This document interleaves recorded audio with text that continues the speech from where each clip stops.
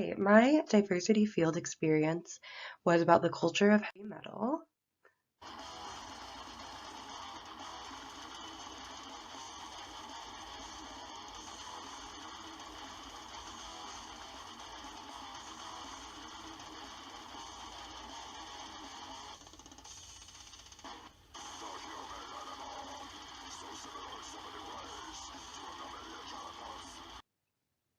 All right, and that is basically a representation that I have in my head of what metal music is, both visually and auditorily.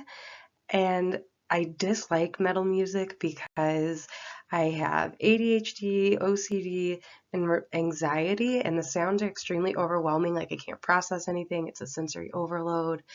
Um, my ADHD is going everywhere. It's distracted by everything that's going on. My OCD like can't make sense or organize any of the chaos, and my anxiety is super high because I'm totally overwhelmed sensory wise, and I like feel panicked and like I can't breathe because I just can't sense anything, which has led to a lack of understanding because I end up tuning out. And I realize I know so little about this entire culture and genre because I rarely make it through an entire song. However, I am aware of a small local scene here in Mankato, and I'm acquainted with some people and places that are into it. And with all this in mind, um, I decided to interview two acquaintances to learn more about metal as a culture, which is one person being Bob, who's DJs a metal show, Here There Be Dragons on KMSU, and Abby, a local fan. She's also a musician and an artist. She's one of the only female drummers that I know. To begin with, metal stems from rock and roll. It's late 60s, early 70s. It was possibly created to replace the innocence of the 60s with the ideas of mysticism, horror, and war imagery. It was formalized by the Holy Trinity, which I didn't know this was Led Zeppelin, Black Sabbath, and Deep Purple. To me, that's super surprising. I don't think of Led Zeppelin or Deep Purple as being at all related to metal music.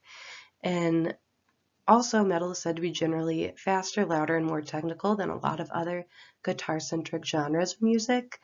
Lyrically, it's best known for challenging religion and social customs. It discusses topics from social and personal issues to horror imagery and epic fantasy. And there's over 50 subgenres, which include glam metal with bands like Motley Crue, Guns N' Roses, and Twisted Sister, industrial metal, which includes Marilyn Manson. I was also very surprised that any of these bands or people would be included within the genre of metal. Then I asked Bob and Abby what purpose they thought metal serves, and both of them noted things like providing emotional and cognitive outlets, offering therapeutic aspects, which is counter to my own experience. So things like being relaxing, energizing, giving feelings a voice. And Abby said that she finds black and death metal good for her concentration. It helps her with her ADD because there's a driving sound and tempo and rare breakdowns in the song, but it's not as much of an emotional release for her because the songs are so predictable. And however, not everyone is aware of the positive aspects that metal has to offer, as there are many stereotypes. And I'm going to show you this old news interview, just the beginning. It's been associated with satanic worship, suicide, and animal sacrifice. But is death metal music just hype or something that could actually hurt your kids? So that's an example of the news promoting a stereotype. Both Bob and Abby noted violence and Satan worshiping to be a common misconception about metal and metal culture.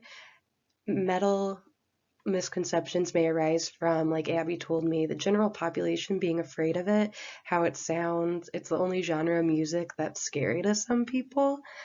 And Bob gave an example of death metal sounding like it's made by a destructive, nasty person that might mean what they say about attacking someone.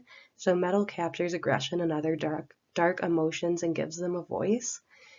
And as for any of the stereotypes being true, Bob said that sadly there are incidences of violence and other crimes and refers to them as regrettable. He thinks that there is a danger of flooding someone with violent images, and some people can't differentiate between what can be sang about and what should be done.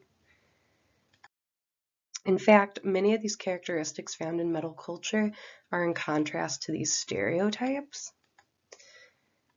And throughout my experience with researching and my interviews of metal culture, I noticed that there seems to be a woven aspect that's woven together by positive characteristics and values, one being adventurous, like challenging the self and society, striving to try new things. Another is empowering, which involves confidence and strength to be oneself, to give a voice to more than the happy parts of oneself, and to acknowledge the negative parts of one's life in a positive way. Also, open-mindedness, making connections with people that aren't afraid to show ugly parts and their vulnerabilities, and wanting to be a part of things that are new and different. And last, caring, supportive, and accepting is another value that I think is very popular and throughout metal culture. So that would include like recognizing all of these qualities in others, relating to them, and accepting qualities that might otherwise be taboo in mainstream culture. And as far as what sets metal apart from other music, it seems to be the ability to encapsulate the darker parts of the human experience and to present it without trying to tame it. Bob illustrates this idea by referencing the song Every Breath You Take by The Police, which is a song about a man stalking a woman, feeling possessive of her in a predatory fashion, and even Sting himself said that it bothers him that people don't get that point from the song. But Bob pointed out that it's because the music doesn't evoke anything terrifying. The song's too tame to get that reaction, even if you know the meaning of the lyrics. And on a different note, I asked both Bob and Abby about their thoughts and experiences in regards to school, and Abby mentioned feeling like her time in school was forced. She did go on to get her master's, and her favorite teachers in school allowed students to figure things out on their own.